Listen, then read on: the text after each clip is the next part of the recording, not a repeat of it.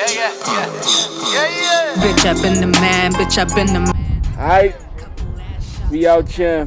It's your girl, Nadia. Yo, Nadia. Yo, all I know, Nadia, firstly, Money Back is one hell of a catchy single. Thank you. You know, I love that song, you know. Money back. Yeah. Let me get my money back. Yeah, you know, it's just catchy, and I saw it also like was on radio. Yeah. It's doing pretty well on radio. I think it's the best song that I've actually released. Talking about like radio airplay. Yeah. I think it's the best. It's performed the best in my whole kind of career. You're also starting to cross over a bit to like to the mainstream world, you know. Less just rap, but you're becoming more. I'm seeing you more often on It Girls kind of situations. You know what I mean? What's up with that? You know, you can't deny the booty though. Like I think like when people saw my booty, they were like, "Hold up, this girl's fine." Like since when? Yeah. I think also like when I joined Family Tree, I looked, well, not me and the team, we kind of like looked at the Nadia Nakai brand holistically and not just music, as in like the brand, the personality, and just like how far we can take it. And it changed everything. People always tweeting me and saying, "Yo, since when did Nadia like get so fly?" And it's because now I've got a person that does my clothes. You know, every show I've got a custom-made outfit. Wherever I go to events, I've got clothes that are for me. I've got hair endorsements. I've got makeup endorsements. Now people are coming on board to build the Nadia Nakai brand as well. So that has kind of changed. The team really has grown bigger, and it's not just Family Tree, as in like even beyond that, the whole packaging of Nadia Nakai is coming together. Yeah. Okay. That's super dope. I mean, we notice it. We notice it. I'm glad. It's a lot of work. It's a lot of work. It looks like a lot of work. You know what I mean? It seems like, you know, I was having a conversation with one hardcore stern rap dude who's also in the game. You know, like an OG like me, but he doesn't rap, but he's super OG, and he was like, yeah, you know, I can hear Nadia has got that rap thing, right? She's got that rap thing. She gets that rap thing, right? But, you know, sometimes, you know, I'm like, I see her going mainstream sometimes, you know, and she kind of like, but she's got that rap thing. Now, it was a compliment, right? He was just saying, okay, on this song, you know, or whatever song we're talking about, but he was just saying that, like, you've got that rap thing. And that's how you could have been easily boxed, you know, you're one of the girls that can rap. Yeah. You know, I mean, how important is it though to stay the rapper, because that's how you came in the game. You know what I mean? Exactly that. It's very important. Everything else happens because of the music and because of rapping, and that's the reason why I came into the game, and that will always be number one. I can't ever neglect that and focus on events and being in places and stuff like that, because then I have no substance. Why am I here? What's the reason for people to talk about me or pay attention to what I'm doing? It always is the music. It will always be the music. I'll never be at an event and I don't have a song out, or I don't have a project that's coming out, or I'm not on a feature or something. Everything is plugged into a purpose of why I'm doing it. There's a time where I wasn't going to events because I was working on my single and I was on the tour. Now I'm coming back because I'm focusing on the man now, and I'm focusing on the next single and the project that we're working on for Philip Orlando, the Family Tree mixtape, and all the whole bunch of stuff that we want to work on. And the reason why I need to be out there is it's marketing for me. It's promotion, and people need to understand that as a musician, you need to promote yourself the whole way. You need to go the whole way. And that's what I'm doing right now. And I need to be competing with the Minis Laminis and the Boities, as well as, you know, the Eva Lauriers and the Stella Mwangis. Because at the end of the day, we're all women and we're all fighting for the same kind of like endorsements, the same kind of branding associations. We all fight. It's not like there's one only just for rappers and one just for personalities. If you're a woman and you're in the game, we're kind of going for the same thing. So you need to be seen at the same places by the same people. Pretty interesting. You know, I'm always talking about marketing with you. I'm always like, yo, dog. I'm talking about how I can market myself the whole way. And literally, I look at myself as a freaking product, and how I can align myself with brands that are authentic to my brand and not just be a brand whore. And oh yeah, you want to endorse me? Great, let's do it. If it doesn't fit with my Nadia Nakai brand, I'm not going to do it. But I have to think of how I'm going to meet these people, how they're going to see me as the next person that they want to put on the cover of Cosmo, or they want to put me on the cover of GQ, because you know make my booty fly. Yeah, Stuff like that. So I'm yeah. thinking like big things. I mean, if you look at the States and what they do, they think exactly like that. It's not just being a rapper and you just want to focus on your craft and that's what you want to do. You only want to be at concerts and radio interviews. It's not about that anymore. Well, for me, I don't know about anyone else, but for me, it's like I'm trying to take the whole pie, everything. I want to take Minnie's check. I want to take I want to take everybody's check. Girls better watch out. Them rap attitudes up here. Them girls just came here, Damn. So I mean, cool. I mean, that's dope. So you got a situation, and talking about that perception of where you at right now, it leads me to exclusion, though. I feel that. Do you feel that to a certain extent your relationship with Family Tree has also made you exclude yourself with playing with other kids? No. You know what the thing is? I think people expect that from me because obviously Family Tree has always been driven to do their own thing and kind of be like, everyone's going right, they want to go left. And at the end of the day, they are my team, but they don't dictate what I want to do and who I want to work with. And I think people just kind of like, a lot of people in the game don't know me.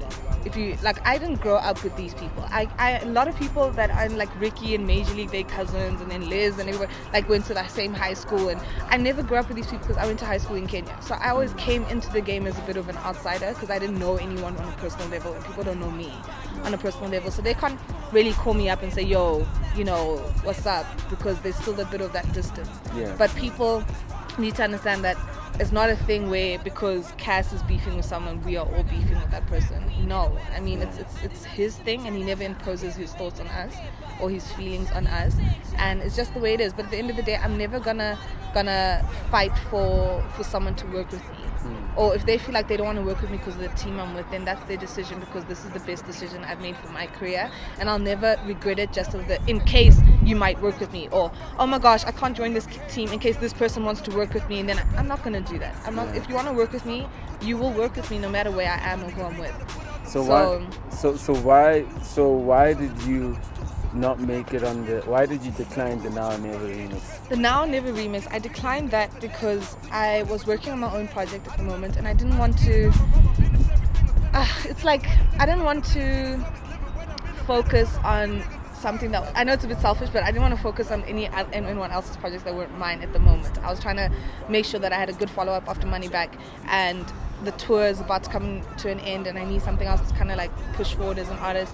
And I just feel like at the moment it's not the right time for me to be working with anyone on that remix, if you know what I mean. I felt like there's a right time for it. There's no disrespect to Miss Cosmo or Switch or anyone that's on the remix, but for me, I feel like what happened with the Baddest remix worked really well for me, because I'm trying to pave my own way, and I'm not trying to be, and I've always said this, I don't want to be clumped in a box of, okay, you all female rappers, you are together, here you go. And I don't like that. I like it when a Fifi is working on a song with Nasty and Krista. That's dope. I like that because she's paving her own way, and she's not being thrown into a box of just, oh, you female rappers, we'll just put you so we can say, yes, Women's Month, we did a song, great, the rest of the year you can't complain because we pushed your song for a month. No, it mustn't be like that. So for me, I'm just like, it's dope what Miss Cosmo did. I love the whole female empowerment thing, but for me, I was just like, I've always wanted to focus on just being a really strong Nadia Nakai brand and not just another female rapper, for me.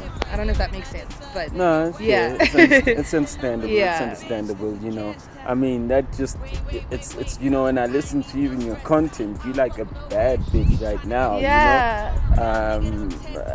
I sent Bash a message. I said, what the hell's going on here? When I heard the single that you just dropped now, The Man, I was like, tell me about that line.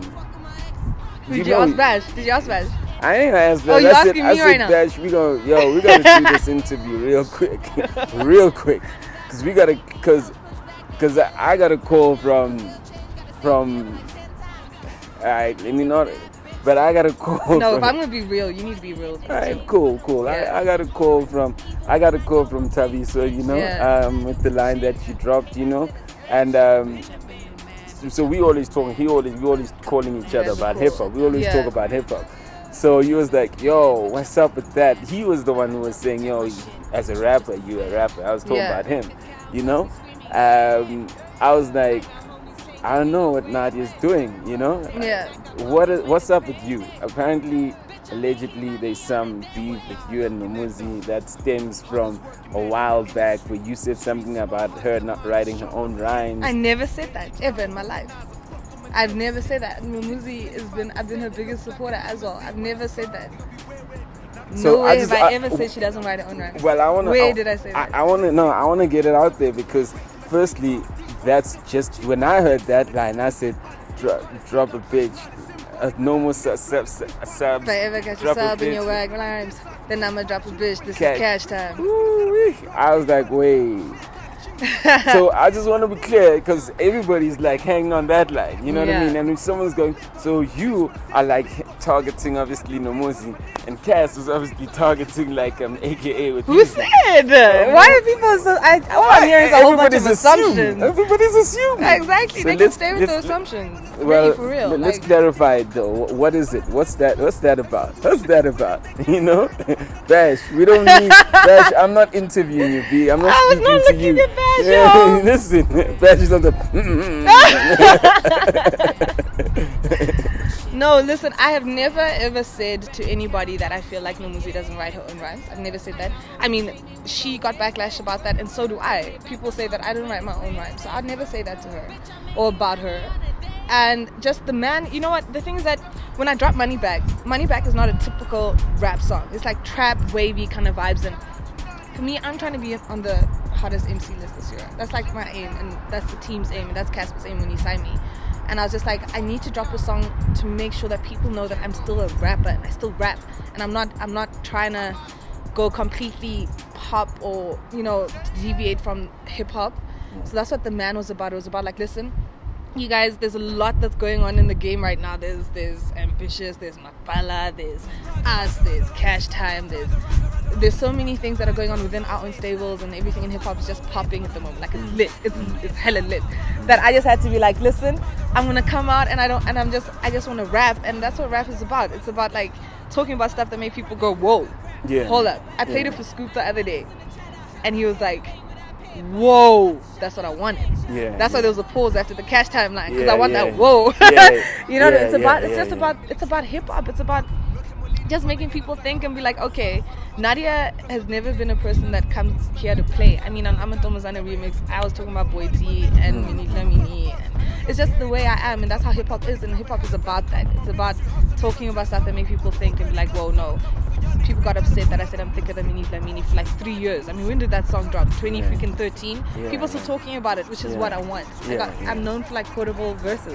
So I don't know why people get shocked when I drop another quotable verse. That's what I do. It's my job, you know? Bad girl, no waste time.